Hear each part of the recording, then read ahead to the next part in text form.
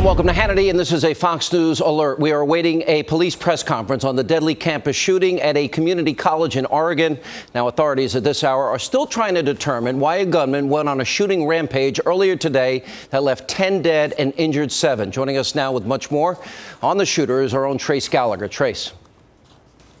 Well, we can tell you, Sean, the name of the shooter is out there. We have not independently confirmed it with law enforcement, so we're going to hold off for the time being. The governor of Oregon had said the shooter is a 20-year-old male, but we're now hearing he's a 26-year-old male. One of the students inside the class where the shooting happened says the shooter shot a bullet through a window that hit her teacher. Then he came in and told everyone to get on the ground and then stood them up and asked their religion. The Roseburg Beacon says if the answer was Christian, you were shot in the head. If the answer was not Christian, you were shot in the leg. Now, if this is a hate crime and there are reports the shooter had posted a racist manifesto, then federal agents will be heavily involved in this. We know the FBI and ATF are already on scene. Authorities.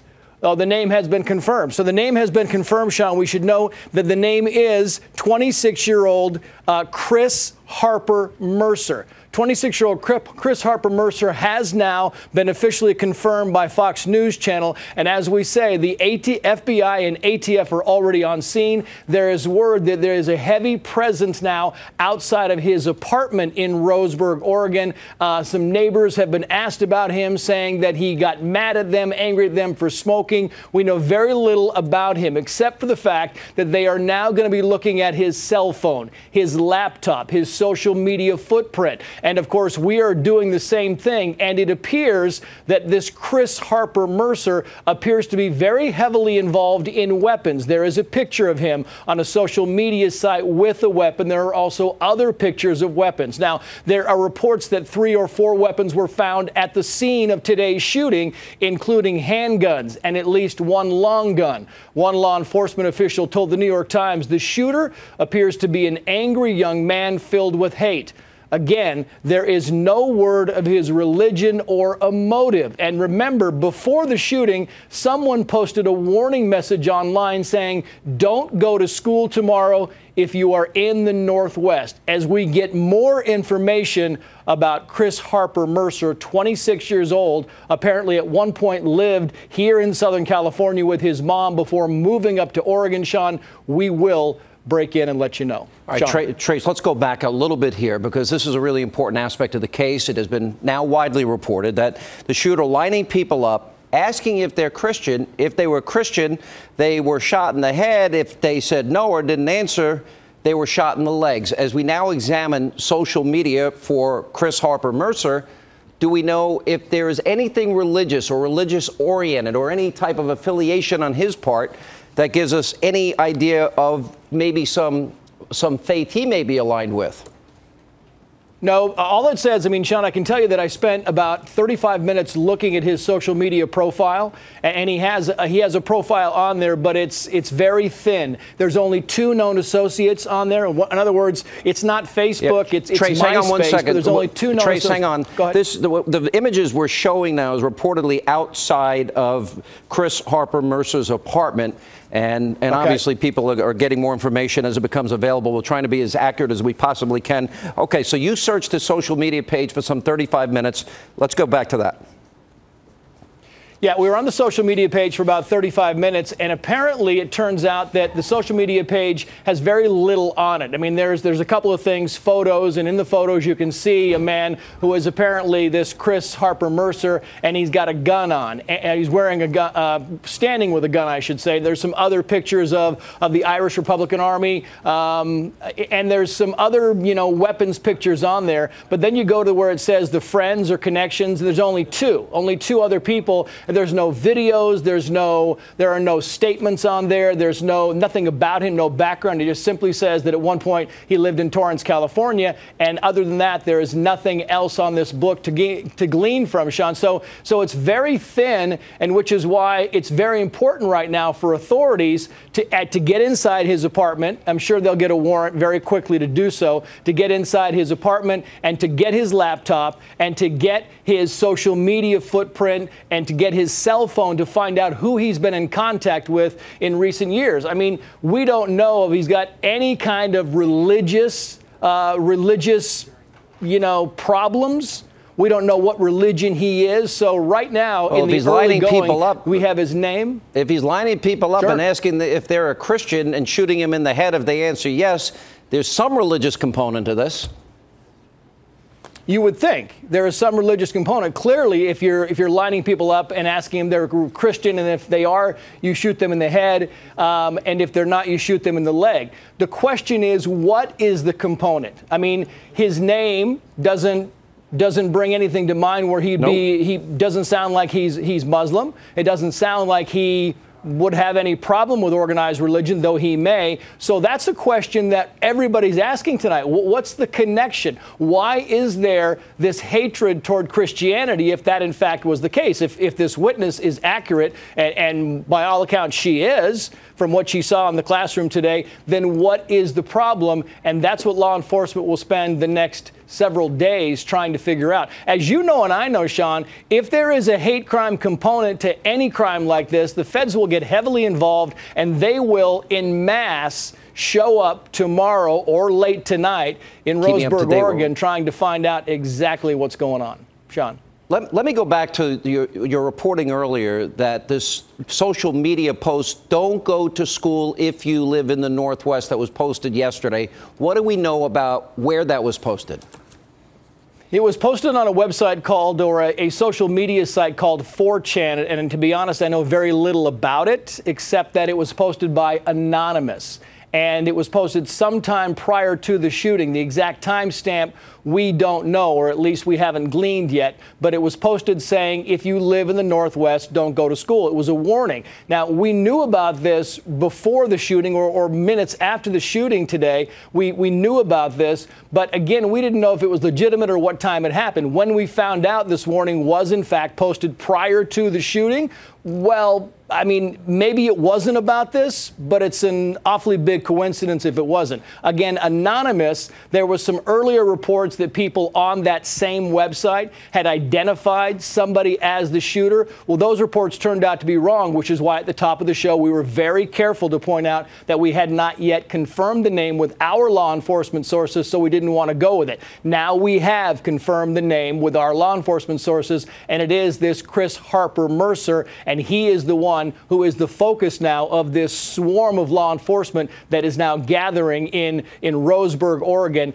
outside of his apartment. They will, I'm sure, very soon be inside, taking everything and anything they can out of there. And of course, talking to family members, to friends, any known associates who might know about his background and what motivated this horrible crime today in southwestern Oregon. Trace, one last question. You referenced that there was an IRA reference on a social media page. Was it just a glancing reference? Was there anything more to that?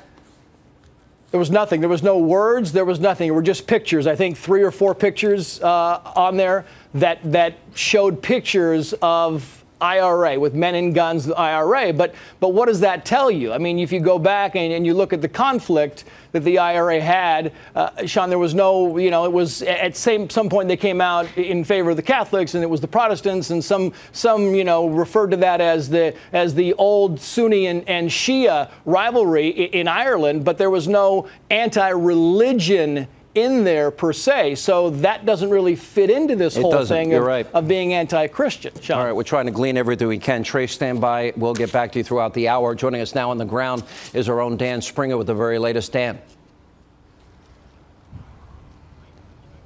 are you there? Yeah, Sean, I can tell you that there's a massive police presence in this small county of about 107,000 people. Douglas County, very rural. But I can tell you that we're also being kept about 1.5 miles away from the campus where the shooting took place this morning. Umpqua Community College is right down the street. This is where the police have set up a line and not letting anybody go closer to it. I just saw a fully armored vehicle from Douglas County Sheriff's Department come out of there, but mostly it's been people staying inside that police line. Well over 100 police officers, state, local, and federal. We know that the ATF is here. We know the FBI is here. They've been conducting interviews with witnesses. They are still going through and combing through that scene. So let me give you a little bit about the timeline and how quickly they responded to this. The first 911 call of shots being fired came in at 10:38. There is a state patrol office, a Oregon State Patrol office, that is right down the street from me. I could probably almost hit a 9-iron right there. It's very close. Those responding officers got there probably, we are told, within 3, possibly 4 minutes. We don't know exactly how long it took for them to engage this gunman and start firing at him, but we know that when they got to him, they started shooting, and then they radioed back to their office saying that the suspect has been neutralized, their words. And by 5 to 11, it was all over.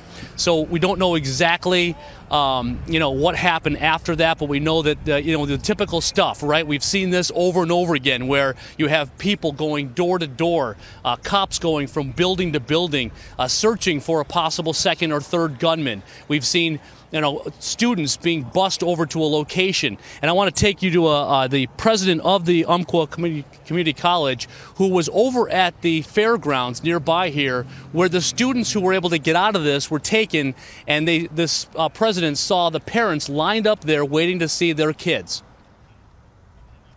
I feel awful. I mean, to witness the families that were waiting for the students in the last bus, and to see all of the hugs and weeping and trauma that's gone on. More people were hurt than just the ones that were shot. And just excruciating for another parent who I just spoke with, Sean, a mom who works at the local hospital here, who was on duty when she got word that there was a shooting. She couldn't get a hold of her daughter, who, by the way, is a freshman in her 4th day at Umpqua Community College. For about an hour, she was having to work on these patients who were brought in from the college, not knowing if her daughter was going to be one of them. She finally got word that her daughter was okay and was able to talk to her, but excruciatingly long time to wait to talk to their daughter and find out that she was safe. But many, many stories like that here in this small community, where it's very tight-knit. I can tell you I've been down here several times, Sean, and we're normally doing logging stories or stories about the logging industry that has been decimated by the spotted owl and others. These are hard-working, God-fearing people in this community. And again, Roseburg has just been devastated by this. Sean? And our thoughts and prayers go out with them. Is it true that the university was a gun-free zone? The president, in her brief news conference today, said that it is a gun-free zone. However, I can tell you that Oregon law doesn't allow for that. It is an open carry state. While this is a pretty blue state politically, this is a very pro-gun area of Roseburg for sure, and Douglas County, and the state as a whole. Hey, hang on one second, Dan. We'll get back to you in a second. Hang on one second. We got Trace Gallagher with some new information for us as we await this press conference from the police department coming up momentarily. Trace, what's the latest? Yeah, Trace, Sean? go ahead. Yeah, I just wanted to point out, Sean, because we just got this and I failed to mention this. This is from Catherine Herridge, of course, our chief national intelligence correspondent, and Matthew Dean, who's our Justice Department correspondent or Justice Department producer. And as they gave us the information, the fact that Harper Mercer, the 26-year-old, is in fact the person who was the shooter today at the college in Oregon. I wanted to mention that Fox was told as a precaution that counterterrorism officials are running Mercer's name against watch lists, and they are combing through his email history, his phone logs, any social media profiles. So it's interesting that they're running his name against these watch lists, trying to rule out any links to terrorism, which is a standard procedure in mass casualty events such as this. So it's just kind of a fascinating dynamic when you have the feds that are converging on this town in Oregon, and now they want to find out as quickly as they can to rule anything out. Did he have any kind of terrorism background? Was he on any type of watch list? What was his criminal background?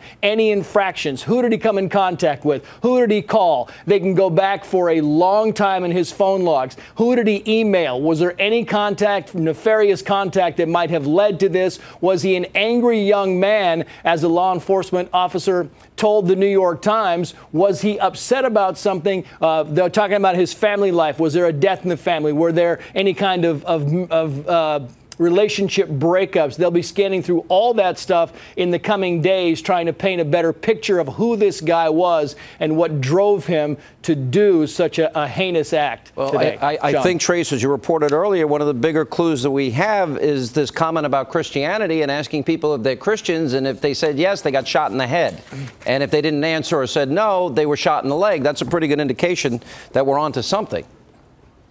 Yeah, that is an indication, and that, of course, is going to be the first avenue they go down. But as you look at that, Sean, I mean, you have other witnesses who say that it wasn't just a kind of a one, and then you shoot someone, and then you shoot somebody else in the leg. At some point in time, he just started opening fire, because the other witnesses who ran out of this classroom were saying that he was just shooting. And remember, there were reports that he had at least 3 or 4 guns, a couple of handguns, maybe a long gun. We don't know if it was a semi-automatic rifle. We have no idea, because police have not confirmed that to us. But at some point in time, it appeared to be methodical. It appeared to have a purpose and a motive. And then at some point in time, it appeared to just be some kind of random mass shooting where he started shooting everybody who was in his way. So that's another one of the aspects of this whole thing they'll start looking at, Sean. Remember, the first bullet came through a window, and it hit a teacher in the head. That's what the eyewitness reported. So the teacher, unless